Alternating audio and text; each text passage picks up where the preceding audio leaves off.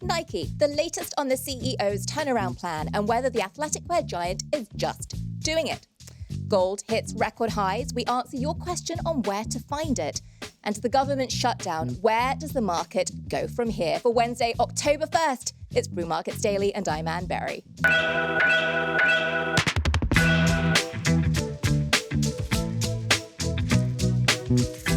More market details to come, but first, we are now in the thick of a government shutdown after Congress failed to reach a deal on federal funding.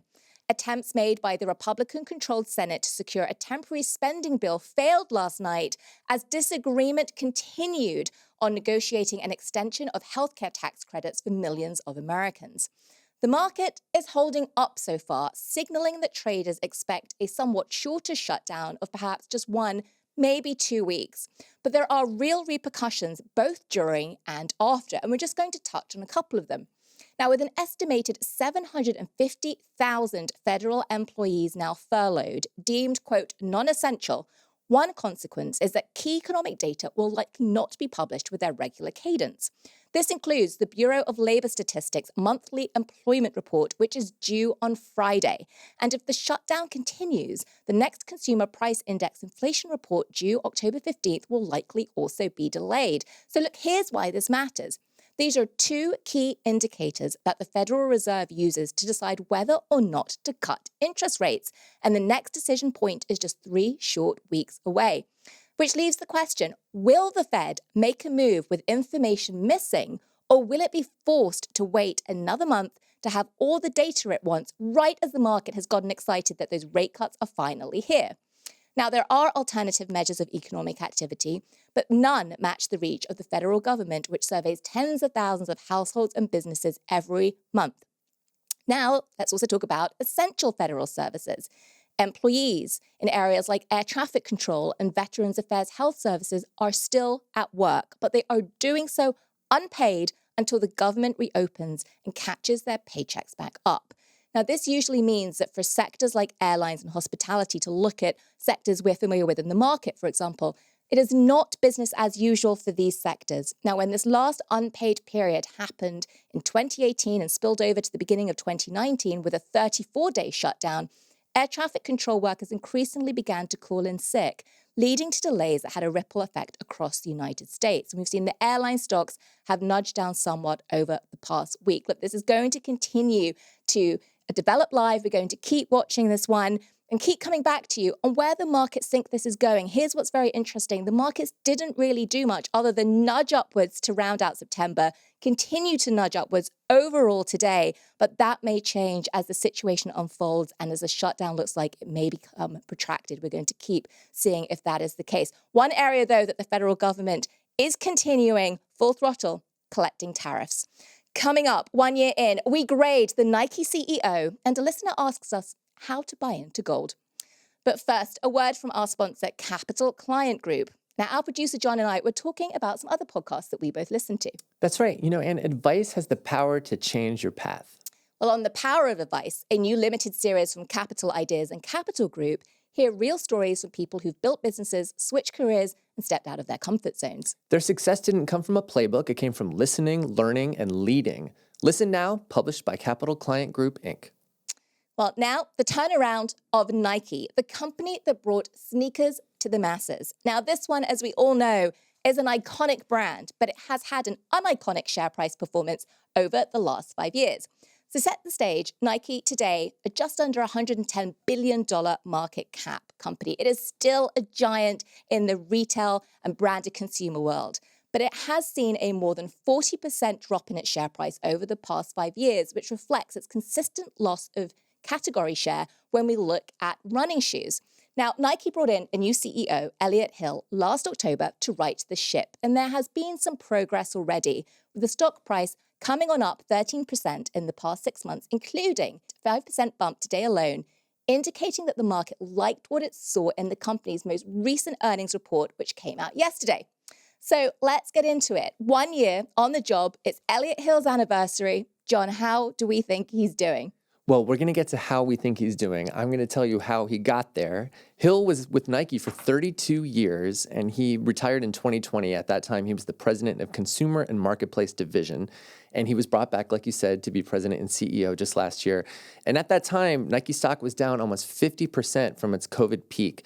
And at that time, if we think back, the company was doing a ton of direct-to-consumer sales, a lot of online through the Nike website, and that has declined. And the company has pulled back on distribution deals, including to Amazon, during that time before he came in. And so those direct-to-consumer sales cooled. Nike started losing market share for running shoes to competitors like Hoka, you mentioned that. And Hill has come in to reinvigorate the brand. Right. So let's take a look at what reinvigorate the brand means, right? So Hill comes back. He's been gone for 32 years. He's retired. He was there during the go-go days of Nike. He was also there when some of the lack of innovation was starting to kick in. So he comes back into a seat a year ago and he launches a turnaround strategy called Win Now. Very simple 2-word strategy brand. Here to rejuvenate the brand, here to clear out outdated, outmoded inventory, and here to get back into wholesale and retail partnerships like Amazon, who'd been booted by his predecessor. So let's take a look at what has happened so far. We'll take a peek at the numbers. Wholesale revenue was up 7% to just under $7 billion. Back in May, Nike started selling again on Amazon for the first time since 2019. Overall revenue up 1% to $11.7 billion. Gross profit down 6%. And just as a side note, Nike did actually say it's facing a $1.5 billion hit from tariffs. Somewhat to be expected. Also somewhat to be expected to see gross profit come down when you're selling old inventory. That's pretty normal for a turnaround plan. And then the last bit of news that came out yesterday from Nike, just in terms of numbers before we get to the fun stuff, 23 consecutive years of increasing the dividend payout. That also continued yesterday, John. But the really fun stuff is around what exactly in detail is going on with the running shoes. Right. And I did not realize until I looked at the earnings report where it broke out revenue for Converse, which was down 27% in the last quarter. I didn't know that Nike owned Converse. And sneakerheads listening are going to hold that against me, but they bought Converse in 2003, so it hasn't even been recently. The company has 3 brands, Nike, Jordan, and Converse. So just before we go into it, I love Converse, by the way, and Chuck Taylors are my favorite sneakers to sort of run around in, so just as a side note. Well, look, here's the part of the turnaround that caught my eye. And listening to Hill on that earnings call yesterday, he said that he is reorienting 8,000 Nike company employees to execute on a new way of Nike going to market. And that is a program that he is calling the Sport Offense. And what that means is, rather than wading your way through a Nike store right now and trying to figure out Converse in one corner, Nike's in another corner, the idea is now you walk into a store and actually you see everything organized on the shoe side by sport. And it sounds very simple, but it's a pretty differentiated way of starting to reorganize a company as big as Nike. Let's hear what CEO Hill actually had to say about it in his own words on yesterday's earnings call. In the marketplace, organizing by sport gives us a much clearer point of view. The House of Innovation in New York is a great example where we redesigned a retail experience by sport. I walked the floors in early September, and we're now able to take a consumer into a world of Jordan, a world of Nike running, or a world of Nike global football. It's an immersive sport experience, and the refresh has already led to double-digit revenue increases. You know, and I can say that that's something important to do because I went to that Nike location in New York a year ago to buy some running shoes. It's up on Fifth Avenue. It's a big, beautiful glass building. Gorgeous. Sort of like going to the Apple store, but it didn't feel like it was a place for athletes. I felt like maybe it was a place for collectors or people looking to get cool sneakers. But I left without getting running shoes, and I can see that this reorientation is good for athletes who just want some equipment. They want to go transact. And it's interesting, we've talked on the show before about which of the retailers, which of the brands actually do well. And it's the ones where the consumers are not at all confused about why it is they go there and what their experience is going to be like. And one other example we talked about was Williams-Sonoma, right? Do you remember that conversation? We said you could go to Pottery Barn, you could go to West Elm, you walk in the door, you know what the merchandise is going to look like. what the style is going to be, what the where price you're going to point. find it, what the price point's going to be. And I think what Hill is pointing to is our consumers did not have that clarity. And I'm going to start giving them that clarity because consumers who are clear are less likely to be disappointed when it comes to their experience. Now, the actual translation of all this into the numbers, Nike running has been an early bright spot in this turnaround strategy. 20% gross increase over the last quarter. And what Nike's doing, John, is not only streamlining the experience of the consumer walking through the store, they're streamlining the types of running shoes that are actually available. They're doubling down on the best product lines. Right. It's just clear. For my whole life, I knew what Nike was. And then it seemed like for a while, we lost sight of that Nike did. So I have a question then, Anne. They're introducing Skims. Nike partnered with the Skims company, and they are coming out with 50 different silhouette brands. And we've seen some famous people modeling them over the last week. To me, that seems a little bit confusing to what we're talking about, a focus on sports and athletes. What do you think about it? Right. And I can see where you could say it's different because what we heard Hill say was you've got a world of Jordan, which is a world of basketball, a world of Nike running. It's about the sport. Nike Skims is more about trying to resonate with women specifically. And here's what I think about it. I think it's actually a clever collaboration. And just to give some context, Kim Kardashian is the co-founder of Skims. It's a performance wear, sort of intimate wear apparel brand for women. And the idea of Nike Skims coming together on this collaboration is to help Nike compete with Lululemon and Alo and Vuori because athleisure and sort of fashion-forward, tailored athleisure for women is a growing category. And Nike, which I think always had a right to win in anything athleisure, was just sort of nowhere when it came to this. Mm-hmm. And one thing, again, that you and I have talked about, and this is what I love about looking at the markets, you can find inspiration for success in industries outside your own.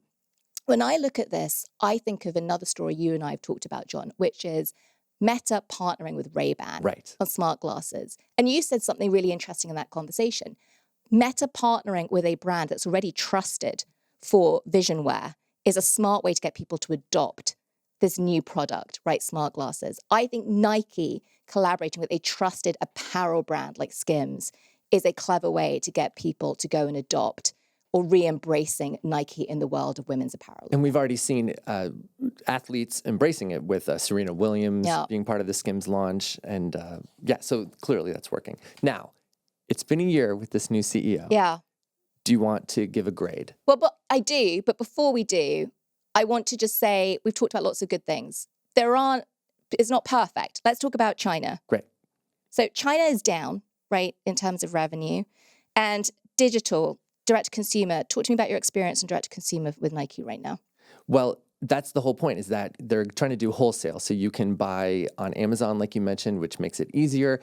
There was a time when you'd go to Nike.com and they wanted you to have a Nike ID and to design your own shoes, and it kind of made it difficult to just buy a pair of shoes. And so I feel like Nike is partnering now with Dick's and Foot Locker to get their shoes more in wholesale. And so there might be a decline in digital direct-to-consumer sales. Right. We actually saw digital revenues down 12% year over year in their earnings report yesterday. So to answer your question, now that we've got a sort of little bit of a portfolio answer, I give the Nike CEO an A.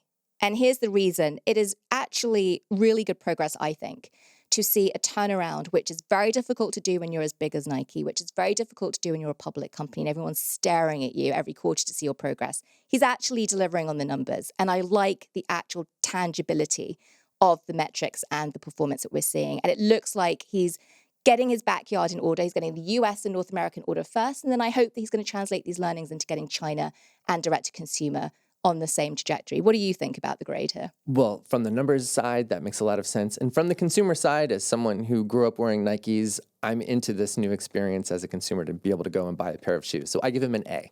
You know what I'm going to do? I'm going to grade inflate a little bit, so just bear with me. I'm going to give him an A with a teeny tiny plus next to it for the following reason. It is very difficult to be at a company for 32 years, which is as long as Eric Hill was before he retired, and actually come back with fresh perspective. And I actually want to give him some credit for the fact that he did retire in that period. He clearly got some fresh perspective. And I kind of like the fact that he's come back. He's not doing the same old. He's kind of going back to basics, but I give him some credit for trying something new. Well, let's take a quick break. When we come back, the price of gold hit another all-time high today. A listener wants to know where to find some.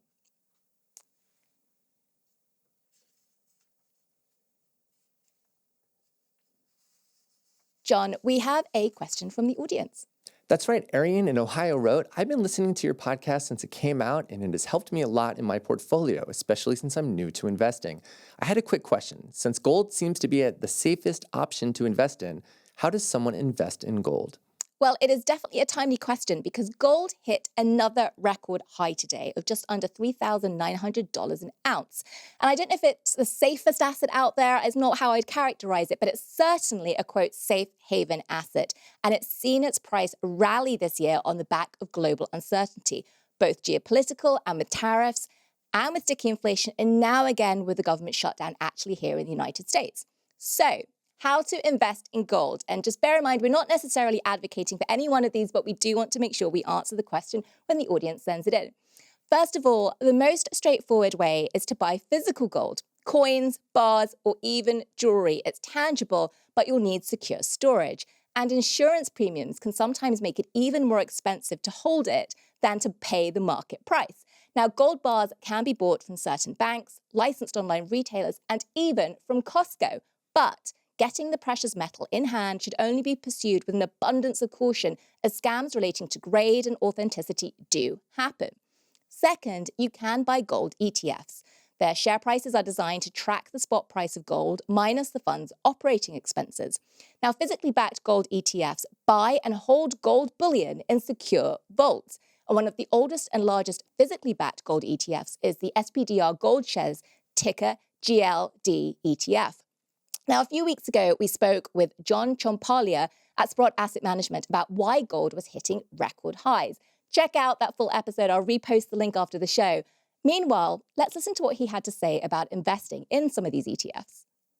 Yeah, over the last 20 years or so, the most popular way for investors to gain access to gold in their portfolios have been through exchange traded listings. Yep. And if you take a look at the collective assets globally of those kinds of vehicles, we're at $350 billion US. So they have grown to an enormous amount. And it's an easy way for investors to obviously trade gold intraday through many different funds through the stock exchange. And you don't obviously have to go and buy it and store it, insure it, and worry about, it's chain of custody because all the bars are London Good Delivery certified.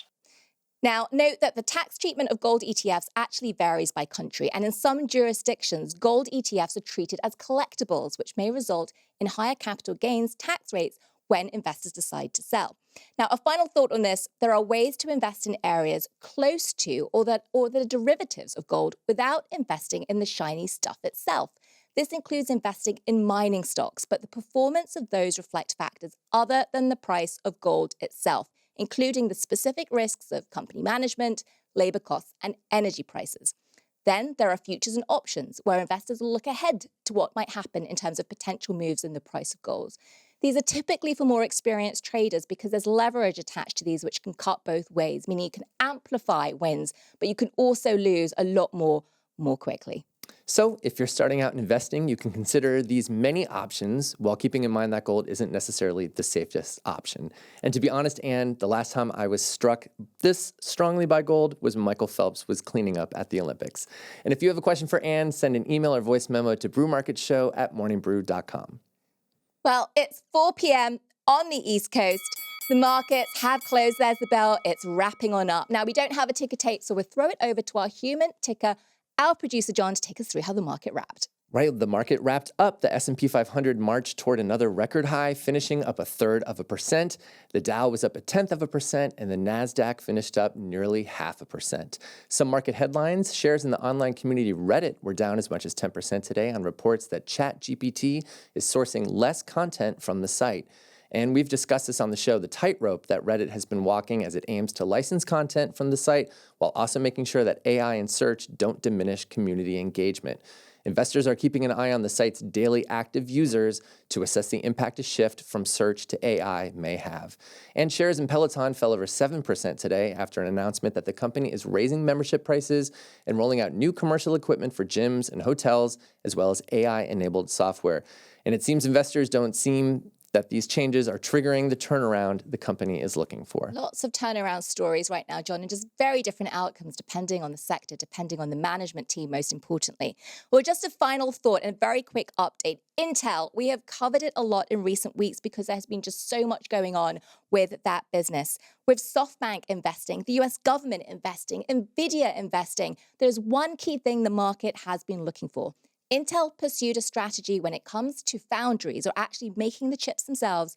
They decided to build the foundries and then assume that the customers would come. Well, guess what? They didn't.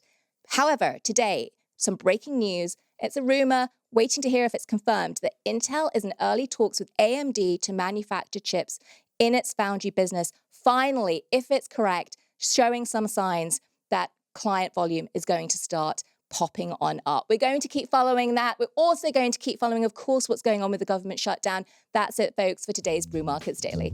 And Brew Markets Daily is hosted by Ann Berry and produced by John Crotteau, Tariq Abdellatif, and Emily Milliron. Our technical director is Denise Rivera, audio assistance by Brittany DeTaco. And the president of Morning Brew Inc. is Devin Emery. Wake up tomorrow with the Morning Brew newsletter and tune in to Neil and Toby on Morning Brew Daily. I'll see you back here tomorrow, same time, same place.